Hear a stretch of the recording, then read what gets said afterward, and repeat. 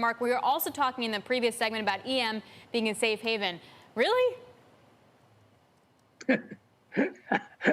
I tell you, I'm so happy that finally we're coming back after a number of years, where we were underperforming the U.S. market. So now we're really forging ahead, and we're seeing money coming in. And it's really a happy event for me personally. So I think we're on the right track. And you must remember the reason for that, of course, is China and India. India is going like gangbusters. So those two countries alone, can move up the index and perform very, very well and continue to perform very well. And one of the reasons that COVID has not really been a big deal with these countries because China has pretty much conquered the COVID problem. And India really, being so varied and mixed in terms of the population movements and so forth in India, it's not been a really big problem. So life goes on in those two countries in particular. Yeah, India's had its fair few cases. I think that's probably worth pointing out. Mark, does the trade for emerging markets hang on the dollar? Do we need to continue to see a weaker dollar for this to happen? Not necessarily. Of course, that helps. But you must remember the move by China to try to disengage the world from the U.S. dollar is on track. They're beginning to work a little bit more on having virtual currencies, and we're going to see probably a weakening of the dollar in terms of its trade importance globally. So the relationship there is going to be, it's not going to happen overnight, but it's going to gradually be broken.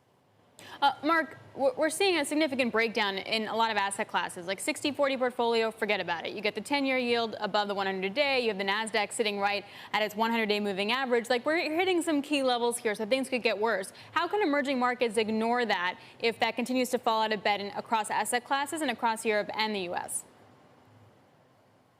Well, the way emerging markets are avoiding that is with the technology. You must remember that we have really a very differentiated market now.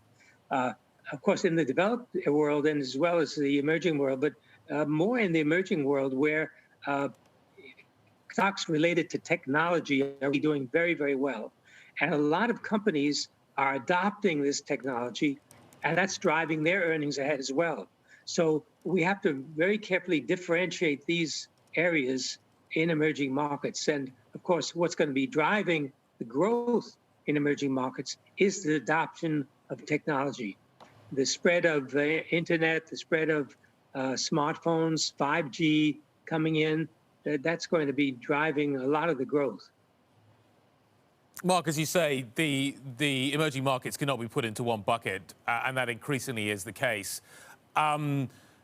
If you look at what is happening in Asia and its hinterland, the countries that are benefiting from China's growth in that region, would a Biden win be positive for that space? Do you buy that space if we were to see Biden winning the presidency?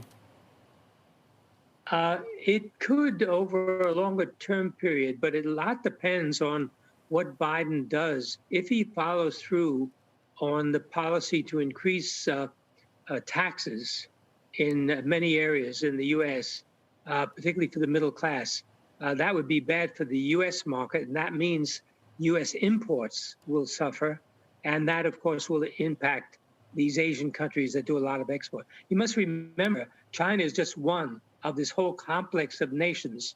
Korea is so important in terms of the export market. Taiwan is vital to the export market. So a slower U.S. economy can't be good for these countries. So this is something we've got to watch carefully. Of course, the global market is expanding, and that'll take some of the slack. But nothing can beat the size of the U.S. market. Mark, are you buying gold right now? No, I'm holding on. I got enough, so I'm just holding on. I'm not recommending any selling, but I'm just holding. It's a currency as far as I'm concerned. So I just want to hang on to it for the long term. Mark, what do you make of prices within the U.S. markets? What do you make of where the S&P is right now? What do you make of where the NASDAQ is right now? They've bounced back and bounced back really strongly. They've outperformed Europe by a massive degree so far this year. Do you think that is sustainable? I think it is if, and by the way, this is not a political statement. I'm just stating the facts. If Trump gets in, then it's sustainable. If not, then we have real problems. And you could see, I've noticed in the charts, it looks like a double top on the S&P. And so it's touch and go. But you must remember, with interest rates the way they are, stocks can continue to move ahead the way they've done over the last few years. It's amazing what's happened. I look at some of these stocks and you see the way they've increased. It's just incredible. But if you look at the return on capital, if you look at some of the other variables, you find that the stocks are still very attractive. So aside from the case that you've made for EM, Mark, what's your favorite bet right now? Either on a valuation metric, a safe haven metric, a growth metric? What are you most jazzed about? India. I would say if you want to take a country, I would say India is the most interesting at this stage of the game because they're going to be taking up some of the slack that China has. China has to be doing manufacturing in other parts of the world, and India makes a lot of sense. So I would say India is one. And then companies that have adopted technology into their traditional businesses. So that's really where the interesting and exciting aspects are. Not the pure tech companies, but the companies that adopt technology into their traditional areas. Mark, I just want to get your quick take on Europe. Germany in particular does a lot of business with China. China is doing well, yet the DAX is down by 9% this week. Is that an opportunity? I wouldn't say yet. I mean, I personally think Europe is committing suicide with these lockdowns. I don't think it makes a lot of sense.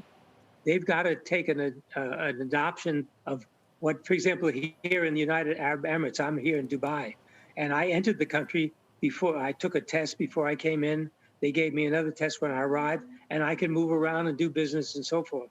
Of course, we wear the masks when we're in public and we're in closed places, but Europe, I think, has gone too far, and that's a real problem.